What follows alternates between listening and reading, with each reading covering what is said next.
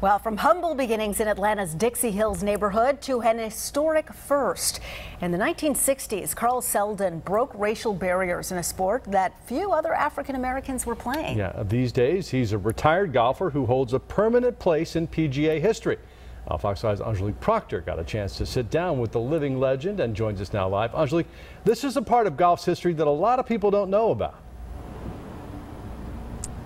You are exactly right, Russ, and I admit I'm a native Atlantan and I had never heard of Mr. Seldon, but because of his determination, he now has a spot in Georgia history books. Native Atlantean. I grew up very poor. I grew up in the Dixie Hills section of Atlanta. Carl Seldon had humble beginnings, but he holds a place in history thanks to his passion for golf.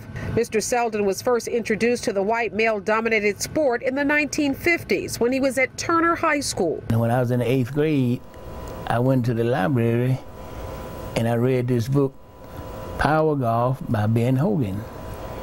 And I would read it from cover to cover. Learn about the grip, the stance. You heard that right. Mr. Seldon was self-taught. He started caddying at the old Lincoln Country Club, but will quickly tell you basketball was his first love. I thought I was better at basketball than I was in golf. But he kept dominating the headlines in golf.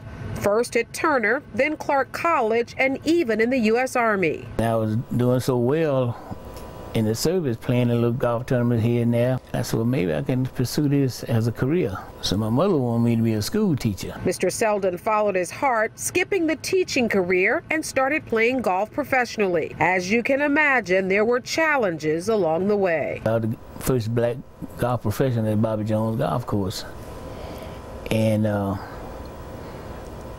when I first walked in the door, they said, well, here come that.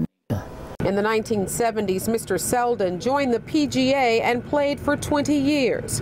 He is the first African-American Georgian to do so.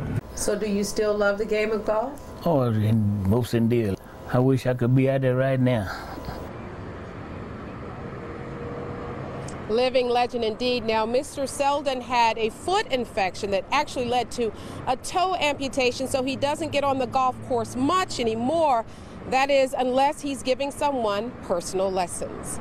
Reporting live in downtown Atlanta, Angelique Proctor, Fox 5 News. All right, thanks for sharing that bit of history.